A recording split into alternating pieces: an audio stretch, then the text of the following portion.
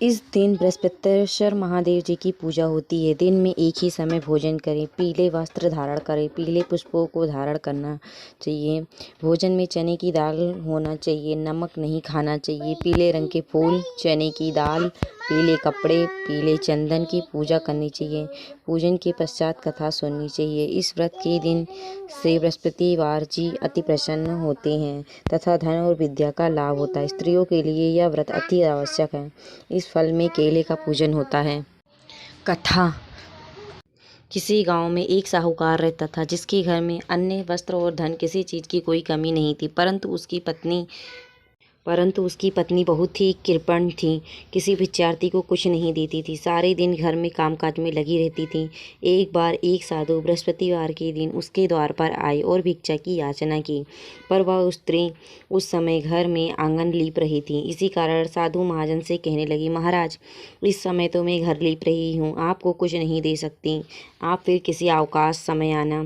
साधु महात्मा खाली हाथ चले गए। कुछ दिन के पश्चात वही साधु महात्मा आए, उसी तरह भिक्षा मांगी। साहूकार की पत्नी उस समय लड़के को खिला रही थी। वह साधु से बोली, महाराज, मैं क्या करूं, मेरे पास समय नहीं है, इसीलिए आपको भिक्षा नहीं दे सकती। तीसरी बार साधु महात्मा आए तो उसने उन्हें किसी तरह टालना चाहा, परंतु महात्मा जी कहने लगे, यदि तुम्हें बिल्कुल अवकाश हो जाए तो तुम मुझे भिक्षा दोगी। साहूकारनी कहने लगी, हाँ महाराज, यदि ऐसा हो जाए तो आपकी बड़ी कृपा होगी।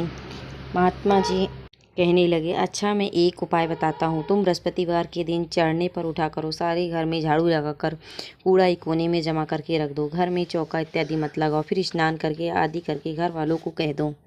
उस दिन घर वालों से कह दो कि सब हजामत अवश्य बनाएं, रसोई बनाकर चूल्हे के पीछे रखा करो।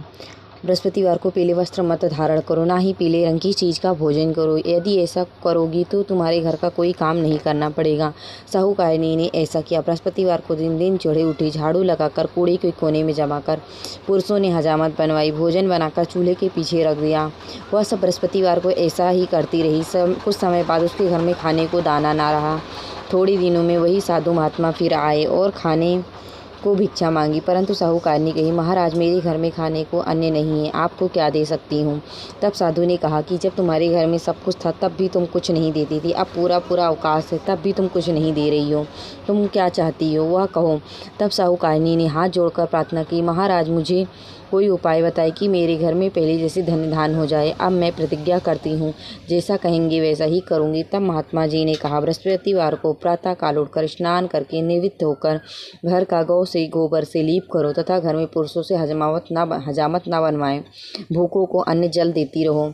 ठीक शाम को दीपक जलाओ। ऐसा यदि करोगी तो तुम्हारी सब मनोकामनाएं भगवान बृहस्पति की कृपा से पूर्ण होगी। साहूकारनी ने ऐसा ही किया। उसके घर में धन धान्य वैसा ही हो गया जैसा पहले था।